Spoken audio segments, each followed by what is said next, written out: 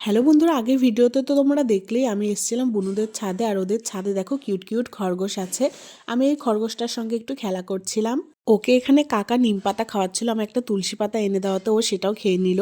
কি করে যে ও এত তেতো খাচ্ছে ওই জানে। বুনুদের ছাদে শুধু ফলের গাছই নয়, অনেক রকমের ফুলের গাছও আছে। আর এইদিকে দেখো কত সুন্দর একটা হলুদ রঙের গোলাপ ফুটে আছে। তারপর বুনু আমাকে ফুল নাকি ফল কি একটা দেখালো, এটা খেতে নাকি টক, এটাতে টকও রান্না করা যায়। তো ও আমাকে খেতে বলছিল, আমি ওকে বললাম তুই আগে খেয়ে দেখা। পরে আমিও খেয়েছিলাম, এটা সত্যিই টক ছিল। পাশেই সুন্দর সুন্দর কিছু ফুল ফুটেছিল, এগুলো দেখতে খুব ভালো লাগছিল। জানি না এগুলোর কি নাম, তবে আমার তো বেশ ভালো লেগেছিল। তারপর বুনু এখানে আমাকে দেখো দুটো ফুল ছিঁড়ে দিয়ে দিয়েছে, ছোট্ট ছোট্ট ফুল, দেখতে খুব কিউট লাগছে। তারপর আমি এটা নিয়ে আমার কানের পাশে গুছতে শুরু করে দিলাম চুলের মধ্যে। ফুল দেখলেই কেন জানি না আমার মাথায় গুছতে ইচ্ছা করে। আমাদের এই দিকটায় না অনেক জমি আছে, দেখো চারিদিকটা কেমন সবুজ হয়ে আছে।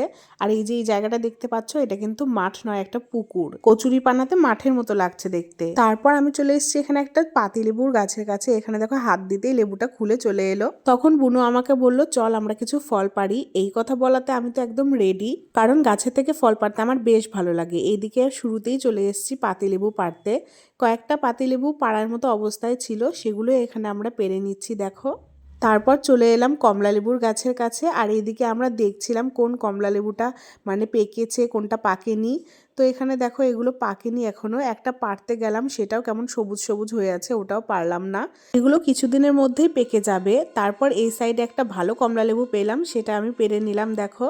এত ছোট্ট একটা গাছে কত কমলা লেবু ধরেছে। কমলা লেবু পাড়ার পর সোজা চলে এসেছি মৌসুমি পাড়তে। এখানে দেখো মৌসুমিগুলো ধরতেই কেমন খুলে আসছে, মানে এগুলো পাড়ার একদম সময় হয়ে গেছে। দুটো মৌসুমি পেরে মন ভরলো না, তারপরে দেখো আরো মৌসুমি পাড়তে বসেছি আমি। তোমাদের কেমন লাগছে এই ফলগুলো দেখতে কমেন্ট করে জানাও। আগের দিনে তো তোমাদের এই সবেদা গাছটা দেখিয়েছি, আর এই সবেদাগুলো এখনো পাকেনি, তাই জন্য আর পাড়া হলো না। আর এইদিকে দেখো আমরা কি কি ফল পেরেছি, সবগুলো এই ঝুড়ির মধ্যে রাখা আছে। এগুলোর মধ্যে থেকে বুনু একটা মৌসুমি কেটেছিল, ওটা এখন খাচ্ছি দেখো। মৌসুমির টেস্টটা কেন জানি না ডাবের জলের মতো লাগছিল খেতে।